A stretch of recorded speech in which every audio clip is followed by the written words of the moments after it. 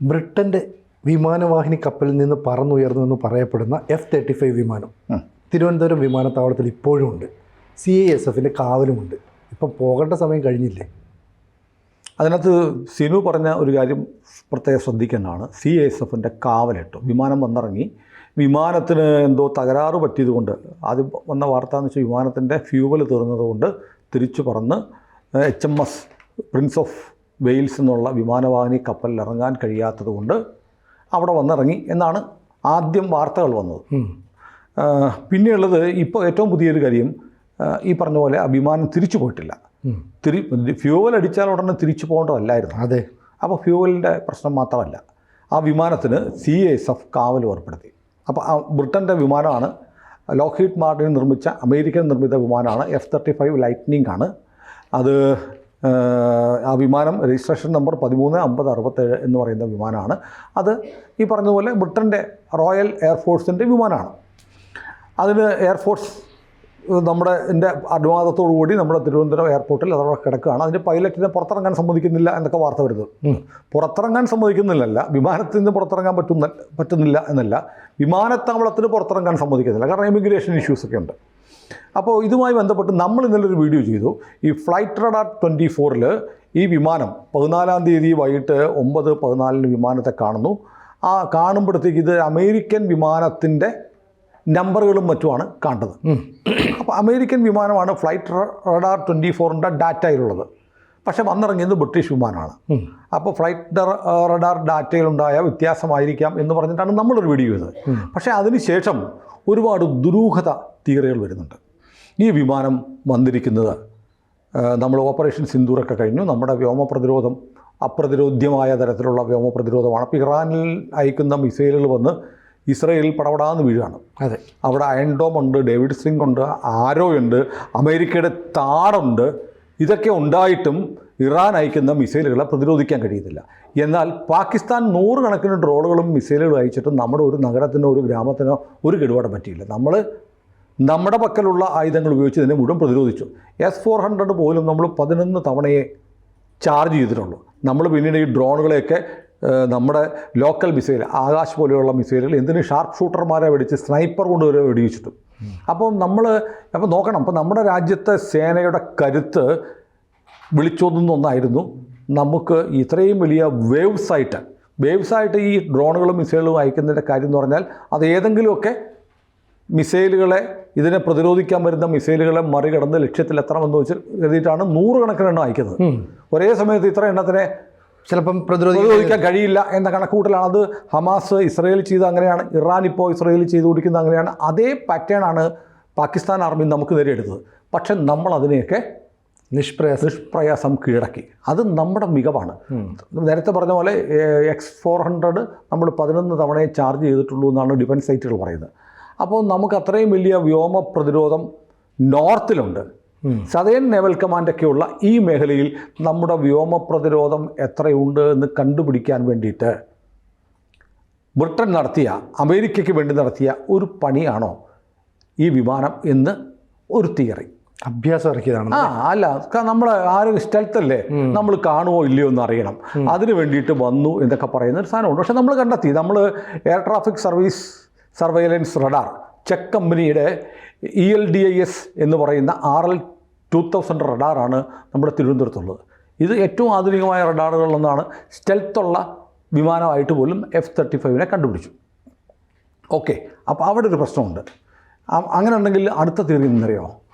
F-35 lightning നമ്മൾ മേടിക്കാമെന്നൊക്കെ വെച്ചതല്ലേ. നമ്മൾ മേടിക്കാമെന്ന് വെച്ചിരുന്ന F-35 അമേരിക്ക നമുക്ക് തരാമെന്ന് പറഞ്ഞത് കണ്ടം ചെയ്തുകൊണ്ട് ഇപ്പോൾ ഇറാൻ പോലും അവകാശപ്പെടുന്നുണ്ട് ഇസ്രയേലിനെ കുറച്ച് F-35 അടിച്ച് വീഴ്ത്തിയിട്ടുണ്ട്. അങ്ങനെ വീഴ്ത്തിയ ആ വിമാനം വീണ്ടും കൊള്ളത്തില്ല എന്ന് തെളിഞ്ഞു. കാരണം സ്റ്റെൽത്ത് ഫെസിലിറ്റിയുള്ള അമേരിക്കൻ നിർമ്മിത F-35 ബ്രിട്ടൻ്റെ വിമാനം നമ്മുടെ വ്യോമാതിർത്തിയിൽ കയറിയപ്പോൾ നമ്മൾ കണ്ടുപിടിച്ചു. അപ്പോൾ F-35ൻ്റെ സ്റ്റെൽത്ത് കൊള്ളത്തില്ല എന്ന് ഒരു തിയറി. ഇത് ഓരോ തിയറികൾ ഓരോരുത്തർ പറഞ്ഞു വെക്കുന്നതാണ്, നമ്മുടെ തിയറിയല്ല. പക്ഷേ അതും വ്യാജമാണ്. കാരണം എന്താ അറിയോ? സ്റ്റെൽത്ത് എന്ന് പറയുമ്പോൾ വിമാനം പറക്കും മൂഡ് സ്റ്റെൽത്ത് അല്ല, അതൊരു കോമ്പാറ്റ് മൂഡിൽ, അതായത് ഒരാക്രമണത്തിന് വേണ്ടിയിട്ടുള്ള ഒരു പറക്കൽ നടക്കുമ്പോൾ മാത്രമേ സ്റ്റെൽത്ത് മോഡിലേക്ക് വിമാനങ്ങൾ മാറുകയുള്ളൂ. സ്റ്റെൽത്ത് മോഡിലേക്ക് മാറുക എന്ന് പറയുന്നത് കുറച്ച് എക്സ്പെൻസീവാണ്. അതിനൊരു എക്സ്പെൻസീവായിട്ടുള്ള കോട്ടിങ്ങും ഒക്കെ ഈ സ്റ്റെൽത്ത് മോഡിൽ ഉള്ള വിമാനങ്ങൾക്ക് വേണ്ടി വരും.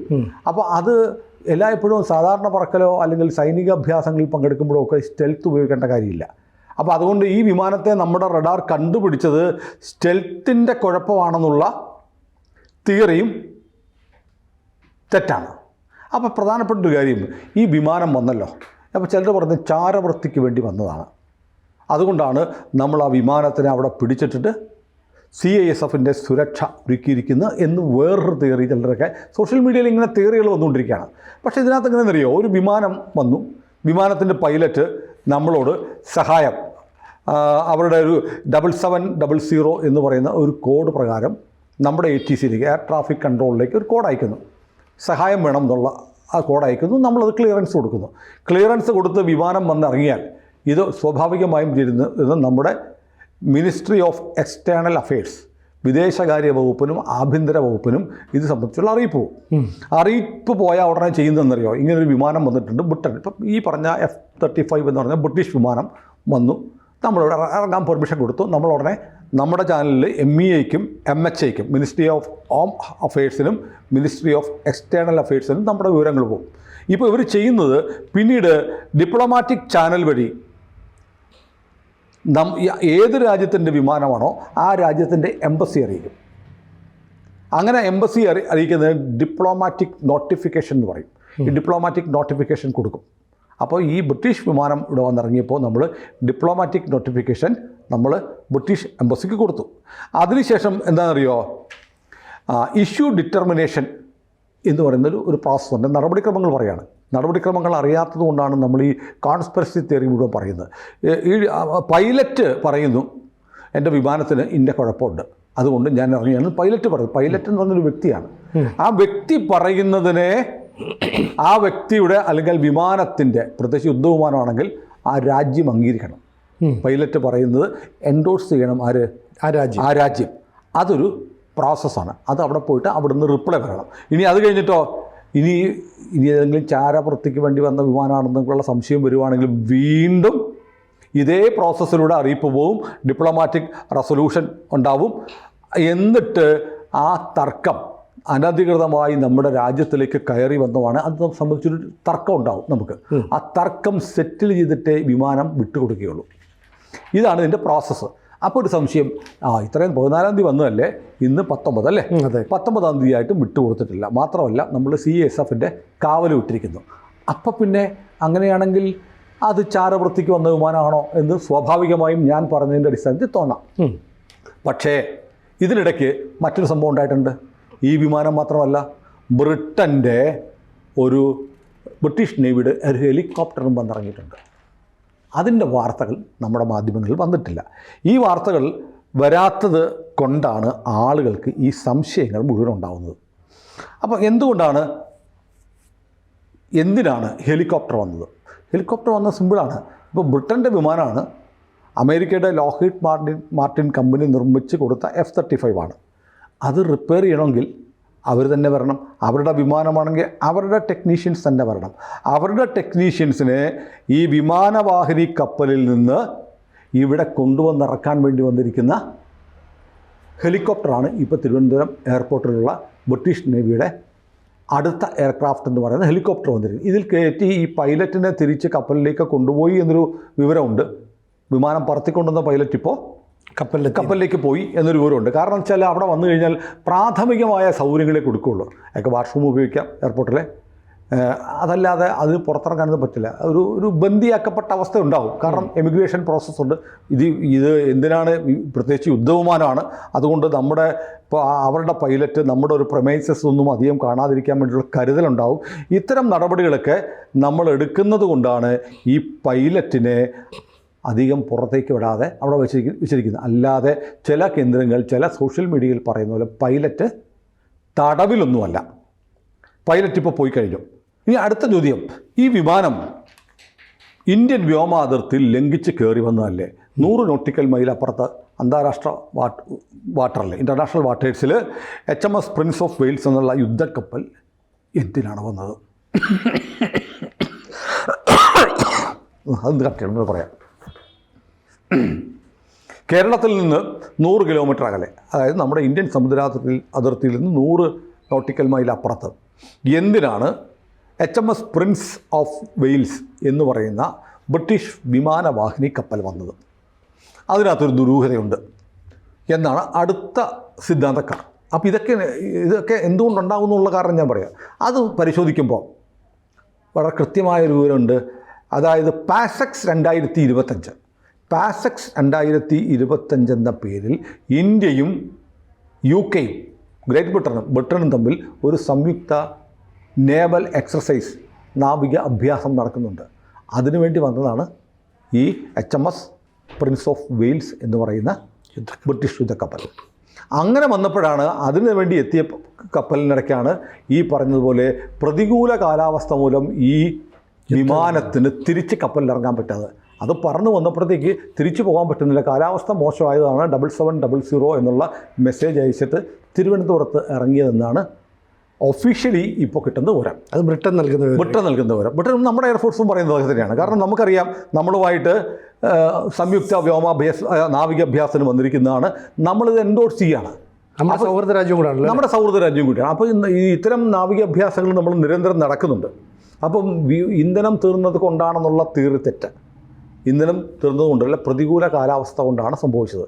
ഇത് സ്റ്റെൽത്ത് വിമാനമായിട്ട് നമ്മളങ്ങനെ കണ്ടുപിടിച്ചു എന്നുള്ള തീറി തെറ്റ്. കാരണം സ്റ്റെൽത്ത് ആണെങ്കിൽ പോലും അത് സ്റ്റെൽത്ത് മോഡിലേക്ക് വിമാനം മാറുന്നത് യുദ്ധസമയത്ത്, ആക്രമണ സമയത്ത് മാത്രമാണ്. അല്ല, നോർമൽ ഫ്ലൈ ചെയ്യുമ്പോൾ സ്റ്റെൽത്ത് ഇട്ട് വലിയ ഭാരിച്ച ചിലവാണ് അതിനുള്ളത്. അത് വഹിച്ച് വിമാനങ്ങൾ പറക്കാറില്ല. മൂന്നാമത്തത്, ഇത് ഇന്ത്യയും ബ്രിട്ടനും ചേർന്നുള്ള പാസെക്സ് 2025 എന്ന നാവികാഭ്യാസത്തിൻ്റെ ഭാഗമായി വന്നതാണ്. ഇത്രയും കാര്യങ്ങൾ വളരെ ക്ലിയറാണ്. എന്നിട്ട് ഇത് നമ്മുടെ ആളുകൾക്ക് എന്നിട്ടും സംശയങ്ങൾ ഉണ്ടാകാനുള്ള കാരണം കൃത്യമായ ഒരു ബ്രീഫിംഗ് ഇതിൽ നടന്നിട്ടില്ല. ഈ വിമാനം ഇങ്ങനെ വന്നതാണ്, ഇന്നതാണ് കാരണം എന്നുള്ള ഒരു ബ്രീഫിംഗ് നൽകിയിരുന്നെങ്കിൽ ഈ കോൺസ്പിറസി തിയറികൾക്ക് സാധ്യത ഇല്ലാതാവുമായിരുന്നു. ഏതൊക്കെയാണെങ്കിലും വേറെ കാര്യമുണ്ട്. നമ്മളങ്ങനെ വിമാനം വന്നിറങ്ങി നമ്മുടെ എയർഫോഴ്സ് ഇറക്കിയ സ്റ്റേറ്റ്മെൻറ്റ് വിമാനം വന്നു, നമ്മൾ റീഫ്യൂവൽ ചെയ്തു എന്ന് മാത്രമേ പറഞ്ഞിട്ടുള്ളൂ. ബാക്കിയുള്ള കാര്യങ്ങൾ അവർ പറയാതിരുന്ന ഒരു പക്ഷേ മനഃപൂർവ്വം പറയാത്തതായിരിക്കാം. ഇനി ഇതിനകത്ത് നമുക്ക് ഇപ്പോൾ ലഭ്യമാവുന്ന ഒഫീഷ്യൽ ചാനൽ വഴി ലഭ്യമാവുന്ന കാര്യങ്ങൾ, വിമാനമുണ്ട്, ഹെലികോപ്റ്ററുണ്ട്, അവരുടെ ക്രൂ വന്നിട്ടുണ്ട്, നമ്മളതിന് CASFൻ്റെ കാവലും ഏർപ്പെടുത്തിയിട്ടുണ്ട്.